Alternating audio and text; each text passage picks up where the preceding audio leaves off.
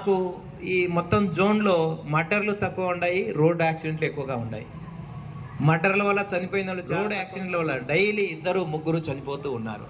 దీనికి ప్రధాన కారణం ఏదంటే నిర్లక్ష్యంగా డ్రైవ్ చేయడం, హెల్మెట్ లేకపోవడం, తాగి బైకులు నడపడం, మనం ఎంత చక్కగా వెళ్తుందో అవతలోడు వచ్చి కొట్టేయడం, ఇలా రోడ్డు ప్రమాదాల బారిన పడి చాలామంది ఇబ్బందులు పడుతున్నారు. కాబట్టి మన గ్రామంలో ఉండేవాళ్ళు ఎవరు అటువంటి ఇబ్బందులకు గురి కాకూడదని చెప్పేసి ఈరోజు మేము మీ ముందుకు వచ్చేసి రోడ్డు ప్రమాదాల పట్ల అన్ని జాగ్రత్తలు తీసుకోవాలని, కారులో వెళ్తున్నప్పుడు సీటు బెల్ట్ వేసుకోవడం, బైక్ తోలుతున్నప్పుడు ఇక్కడే కదా పొలం దగ్గరికి వెళ్ళేస్తామని చెప్పేసి హెల్మెట్ లేకుండా వెళ్ళడం, ఇవన్నీ కూడా మనం అంతా బాగున్నా కూడా ఎదురొచ్చేవాడు నియమాలు పాటించకపోవచ్చు. కాబట్టి అన్ని పోయినా తెచ్చుకోగలం, కానీ మంచి బాడీలో కాళ్ళు చేతులు ఏ పోయినా మార్చుకోవచ్చు, కానీ బ్రెయిన్ మార్చుకోలేము.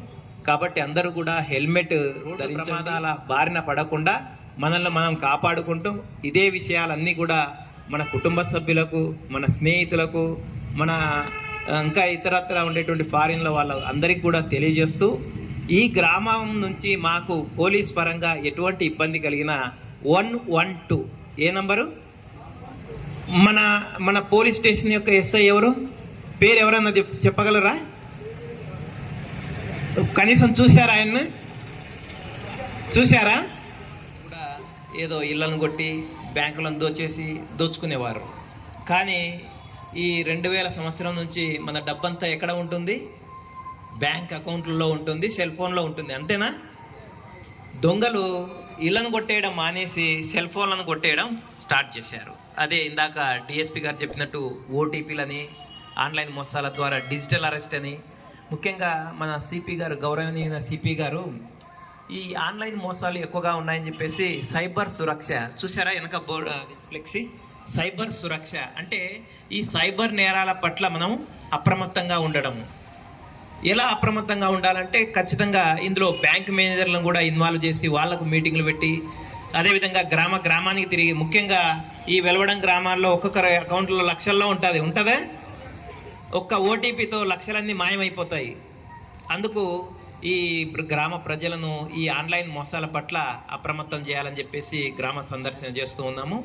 ముఖ్యంగా డిజిటల్ అరెస్ట్ అంటే ఇందాక డిఎస్పీ గారు చెప్పినట్టు ఒక ఎగ్జాంపుల్ చెప్తాను. అమ్మాయి పెద్ద మ్యారేజ్ అయింది, అమ్మాయి పెద్ద టెక్ కంపెనీలో జాబ్ చేస్తుంది, నెలకు 12 లక్షల జీతం. ఎంత? 12 లక్షల జీతం. అదేవిధంగా పెద్ద బంగ్లా కొన్నది, పెద్ద 2 కోట్ల కారు కొన్నది, ఇవన్నీ ఉన్నాయి.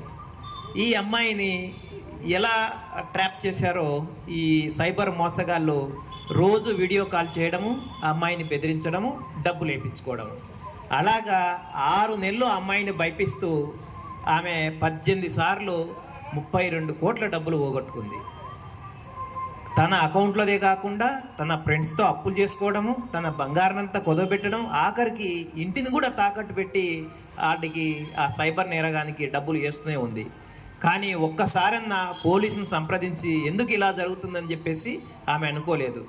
కాబట్టి మనం కూడా ఈ సైబర్ డిజిటల్ అరెస్ట్ల పట్ల చాలా అప్రమత్తంగా ఉండాలి.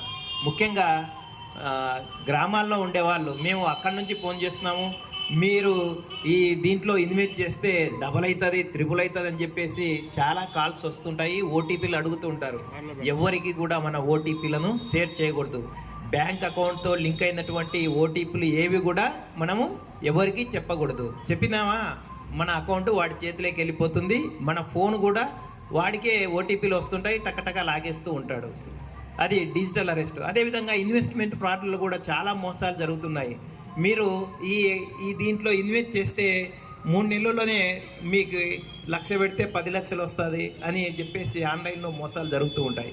వీటి పట్ల కూడా అప్రమత్తంగా ఉండి అటువంటి వాటి జోలికి వెళ్ళకూడదు.